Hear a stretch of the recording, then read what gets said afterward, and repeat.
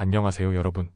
오늘의 흥미로운 영상 내용은 상원, 트럼프의 세금 및 지출 법안 근소하게 통과, 그리고 방탄, 방화, 강철보다 강한 슈퍼우드입니다. 에 관한 것입니다. 우선 좋아요 버튼을 누르고 채널 구독 및 알림 설정도 잊지 마세요. 여러분의 관심과 지지가 저희에게 큰 힘이 됩니다. 첫 영상은 미국의 유력 경제 매체 월스트리트 저널이 보도한 아주 중요한 소식을 전해드리겠습니다. 이번 소식은 워싱턴에서 전해진 것으로 트럼프 대통령의 핵심 세금 및 지출 법안이 상원에서 간신히 통과되었다는 내용입니다. 토요일 밤 늦게 공화당이 다수당인 상원에서는 트럼프 대통령의 하나의 크고 아름다운 법안으로 불리는 이 세금 및 지출 법안에 대한 표결이 진행됐습니다. 표결 결과는 51대 49, 정말로 한 표 차이의 간발의 차이로 통과된 것입니다. 공화당 내에서도 2명의 상원의원이 당의 뜻을 따르지 않고 반대표를 던졌지만 결국 법안은 다음 단계로 넘어가게 되었습니다. 법안의 주요 내용은 이렇습니다. 첫째, 트럼프 대통령이 추진해온 연구감세 연장이 포함되어 있고, 둘째, 국경과 군사지출 확대가 담겨 있습니다. 그리고 가장 논란이 되는 부분은 메디케이드와 식량 지원 예산을 삭감한다는 계획인데요. 민주당은 이것을 두고 고소득층 감세와 사회 안전망 축소를 동시에 추진하는 위험한 법안이라고 강하게 비판하고 있습니다.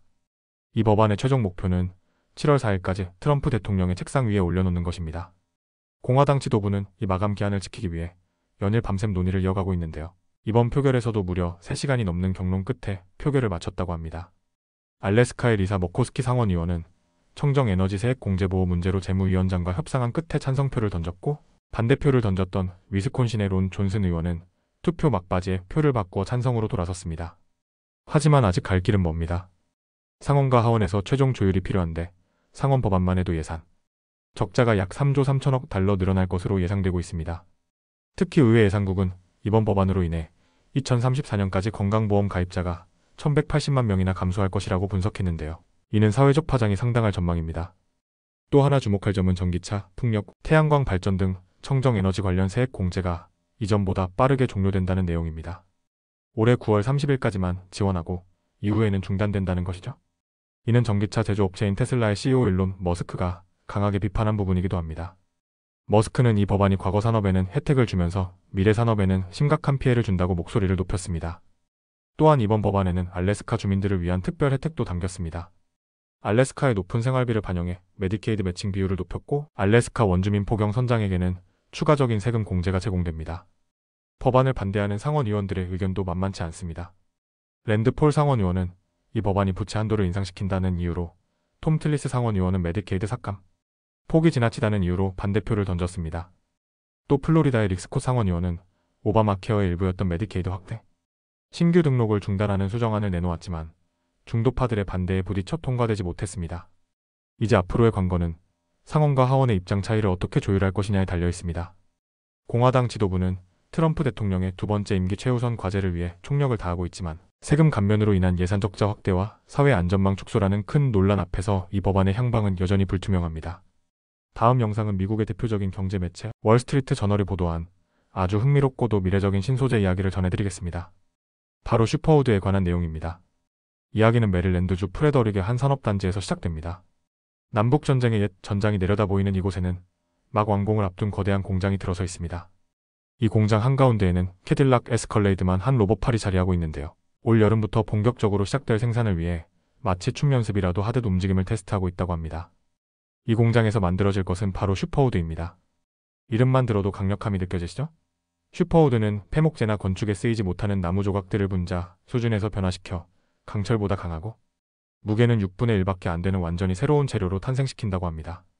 슈퍼우드를 개발한 스타트업 인벤트우드는 이 제품이 언젠가는 건물의 강철 구조물을 대체할 뿐만 아니라 방탄문으로도 사용될 수 있을 정도로 충격에 강하다고 밝혔습니다. 또한 내화성도 뛰어나 화재가 나도 강철처럼 처지지 않고 외부만 탄화되어 내부는 그대로 유지된다고 합니다. 슈퍼우드를 직접 만져본 기자는 이렇게 표현했습니다. 마치 다른 세상의 물건 같다. 보통 소나무 판자는 쉽게 두동강이 나지만 같은 두께의 슈퍼우드 판자는 아무리 힘을 줘도 살짝 휘어질 뿐 부러지지 않았다고 합니다.